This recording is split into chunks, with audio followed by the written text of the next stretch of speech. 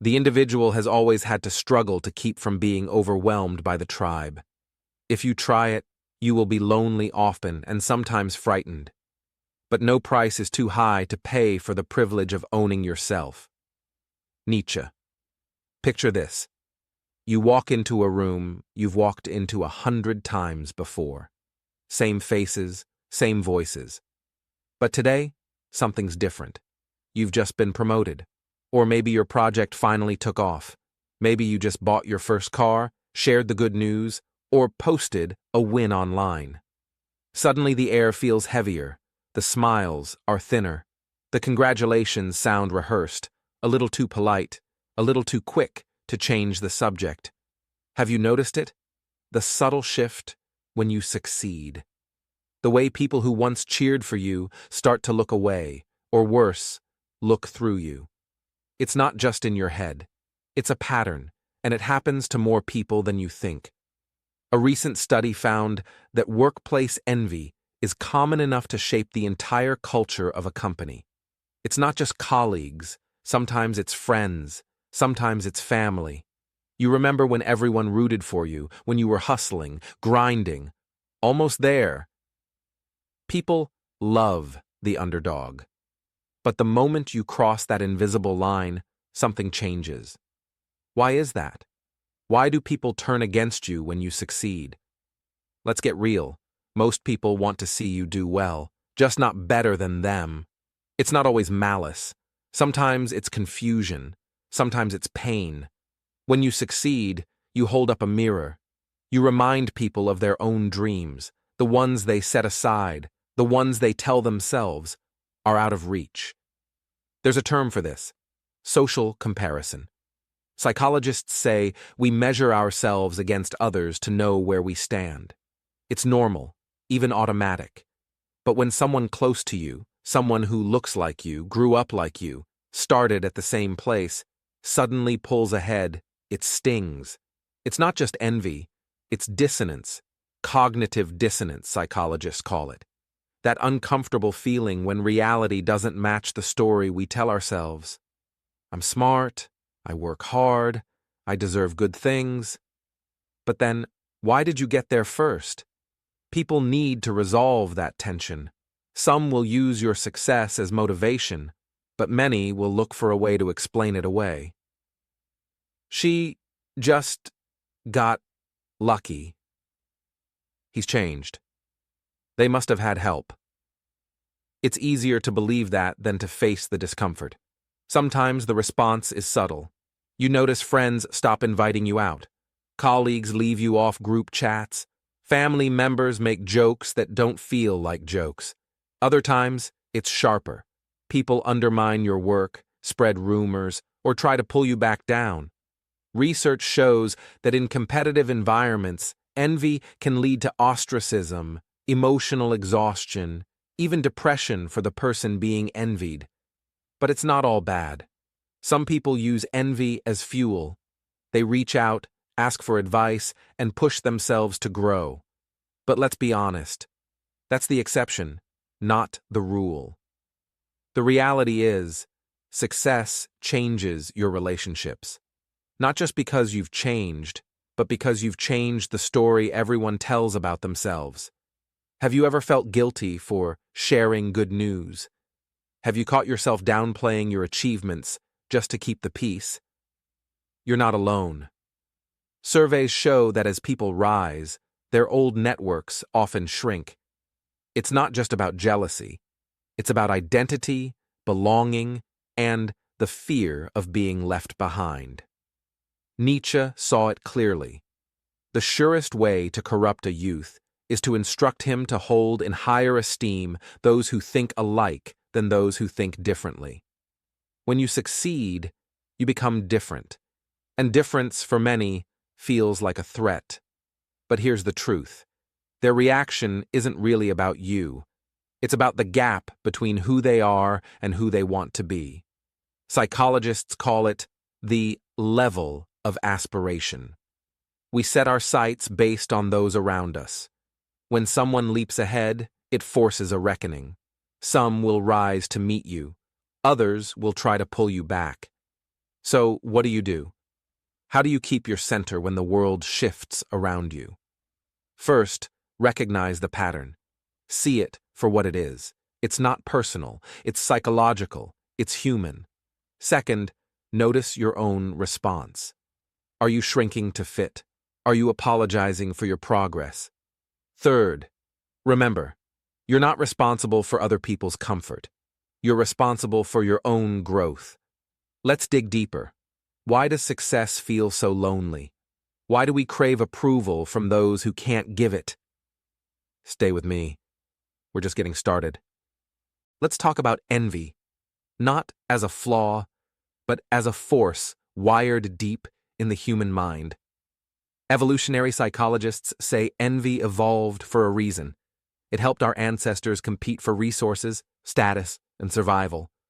When someone near us gets ahead, lands a better job, buys a new house, gets public praise, our brains light up with discomfort, a mix of longing and resentment. This isn't just about greed. It's about survival. If your rival had more, your chances shrank. That urgency lingers, even in today's world of promotions and social media likes. Envy is triggered most when the person succeeding is similar to us, same age, background, or starting point. The closer the match, the sharper the sting. That's why friends and family can react so strangely to your wins. Their minds whisper, "If you can do it, why not me?" Nietzsche saw envy as one of the most powerful emotions shaping society. He called it resentment, a corrosive force that festers when we feel left behind, powerless to catch up. But Nietzsche also believed envy could be a signpost. It points to what we secretly want, to the unlived parts of our own potential. Still, when envy isn't faced, it turns dark. It becomes bitterness, gossip, or even sabotage. You might notice friends pulling away after your success. They stop calling, stop showing up, or offer backhanded compliments. Family might make dismissive remarks, change the subject, or withdraw from celebrations. Neuroscience shows envy can literally cause pain, activating the same brain regions as physical hurt. The "why not me" question can spark growth or resentment. Some use it to push themselves. Others let it fester, fueling malicious envy. Psychologists distinguish between benign envy and malicious envy. Benign envy motivates us to improve ourselves, to strive for more. Malicious envy drives us to tear others down, to undermine or resent their success. Studies show both types are common, but malicious envy is more likely when people feel powerless or deprived. Social media amplifies all this. We compare ourselves constantly, often to people who seem just like us, only luckier or more talented. The pain of envy isn't just emotional.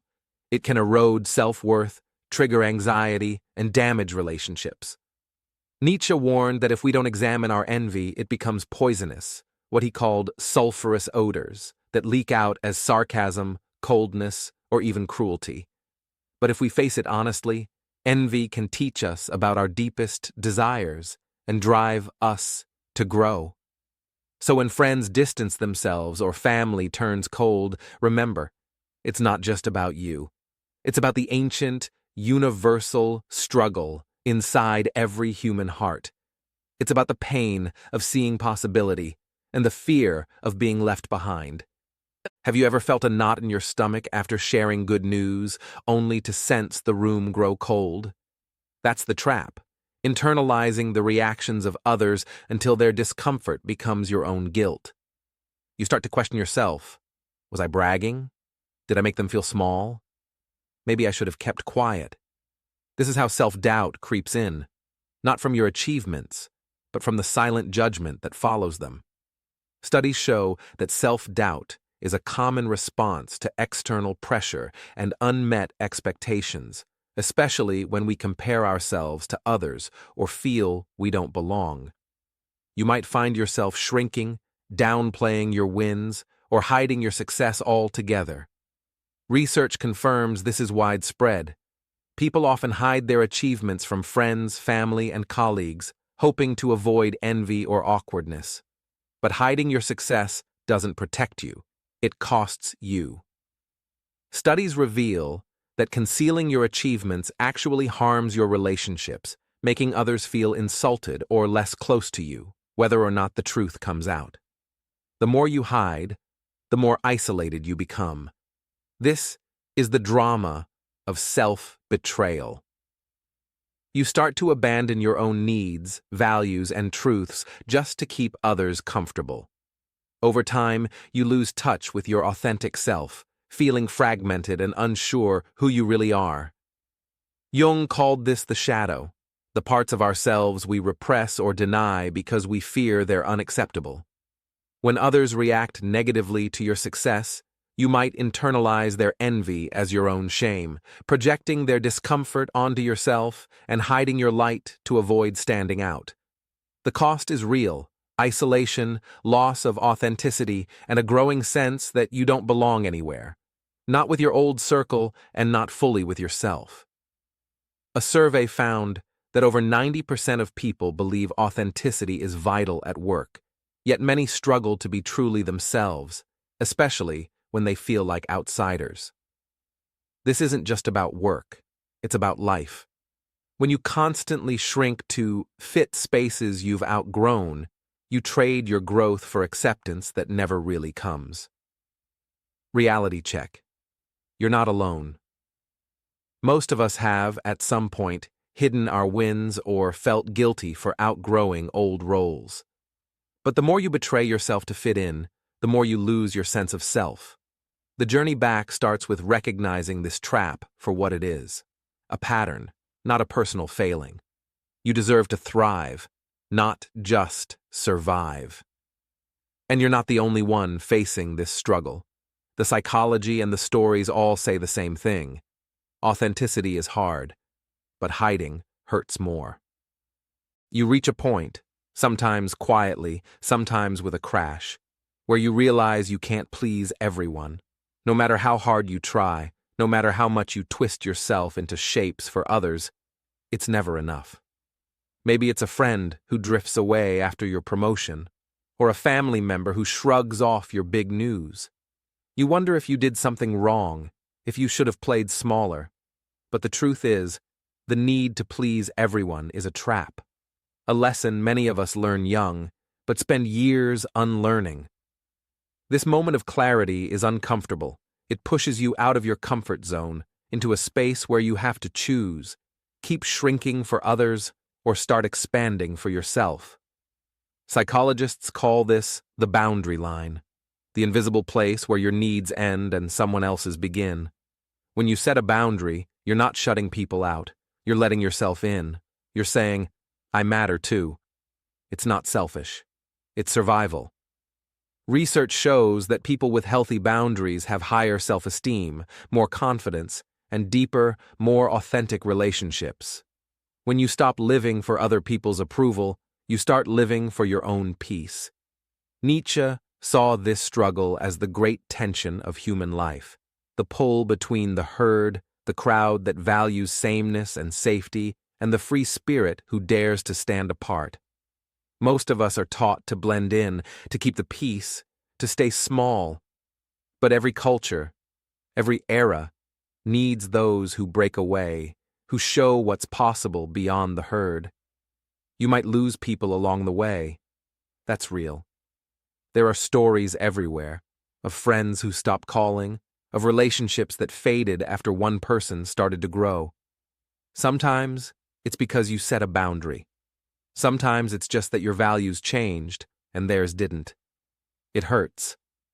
The pain of outgrowing your circle is sharp, a mix of guilt, confusion, and loss. You wonder if you're being too picky, too ambitious, too much. But outgrowing people isn't about judging them. It's about making space for who you're becoming. On the other side of that pain, there's freedom. People who've walked this path talk about how lonely it felt at first, how empty their calendar became, how quiet their phone was. But with time, something shifts. You start to attract people who match your new values, who cheer you on instead of holding you back. Setting boundaries, choosing yourself, and letting go of what no longer fits. These are acts of courage. They're how you build a life that's true, not just comfortable. And as you do, your self-esteem grows, not because everyone likes you, but because you finally like yourself. The truth is, you can't please everyone. And when you stop trying, you start to find your own peace. The pain of losing people is real, but so is the freedom that comes with living authentically. You're not alone in this. Every person who's ever grown has faced this crossroads. The choice is yours. The comfort of the crowd or the clarity of your own path. You've reached the turning point, the moment where you choose to stop justifying your success, start affirming your worth, and finally choose your peace. Let's make this practical. First, stop justifying. You don't have to explain away your achievements or make yourself smaller to fit someone else's comfort zone. Research shows that positive affirmation techniques, simple, repeated statements of self-worth, help challenge self-doubt and limiting beliefs. Try this. I know my worth. I deserve to be here. My growth is valid. Say it, write it, repeat it. Make it visible, on your mirror, your phone, your desk. Second, start affirming. Affirmations aren't just feel-good slogans. They're tools backed by science, rewiring your brain to believe in your abilities and resilience. Every morning, remind yourself, I am capable. I am resilient. I choose peace over guilt. If guilt creeps in, meet it with compassion. I forgive myself and choose peace within me. Third, choose your peace. Set boundaries with people who diminish your light. Build relationships with those who appreciate your growth and encourage you to be your best self. Remember, you don't owe your peace to anyone else's comfort. But here's a powerful shift. Share your journey, not just your highlight reel. Studies show that when you reveal not only your successes, but also the failures and setbacks along the way, you reduce malicious envy in others and foster more authentic, supportive connections. Instead of hiding your struggles, let them be part of your story. Here's what I learned when I stumbled. Here's what nearly broke me. Here's how I got back up. People connect to your humanity, not your perfection. Building new, supportive networks is essential. Start by reaching out to those who inspire you, who share your values, who celebrate your wins and empathize with your losses.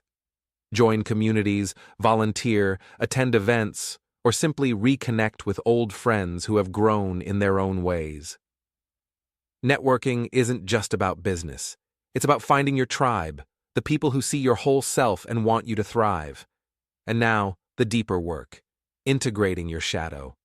Jung taught that we all have parts of ourselves we hide, our doubts, our envy, our fears, even our ambition. Shadow work means bringing these hidden parts into the light, accepting them, and weaving them into your whole self.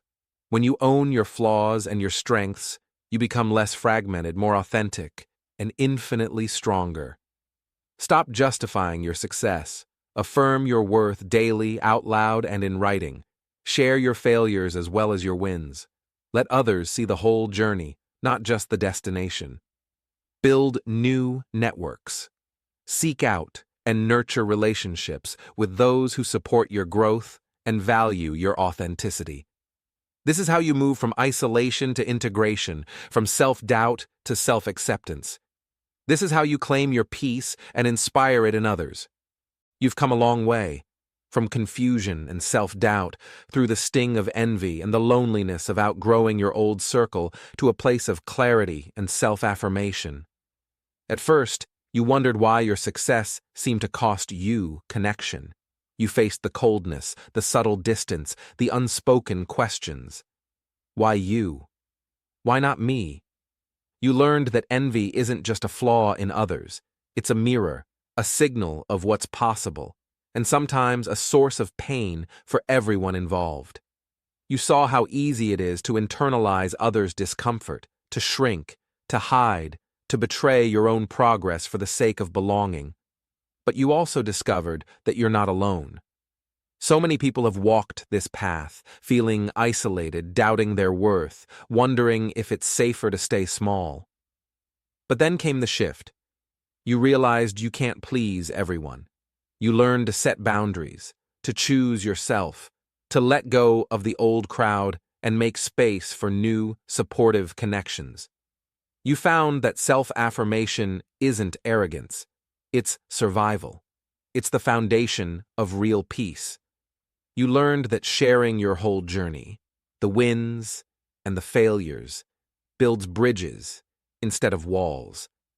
You found that gratitude and self-awareness can transform envy into inspiration, both for you and for those who watch you rise. And you faced your shadow, owning both your strengths and your struggles. You stopped justifying, you started affirming, you chose your peace. So here's the call to action, the commitment you can write down, carry with you, repeat when the old doubts creep in. I choose my peace over fear. Write it. Say it. Let it become your anchor. Nietzsche taught us that fear is the mother of morality, but also that true growth comes from facing our fears, not running from them. He urged us to challenge the herd, to live as free and responsible agents, to embrace our fate and our individuality. So today, choose courage over comfort. Choose growth over shrinking. Choose peace over fear. If this journey resonated with you, if you found a piece of yourself in these words, I invite you to stay connected. Subscribe, share, reach out. Let's keep building a community where growth is celebrated, not feared. Where envy becomes inspiration, and where every step forward is honored. Remember, you are not alone. Your journey matters. And as Nietzsche reminds us, one has to take a somewhat bold and dangerous line with this existence, especially as, whatever happens, we are bound to lose it. So live boldly. Choose your peace. And let your light lead the way.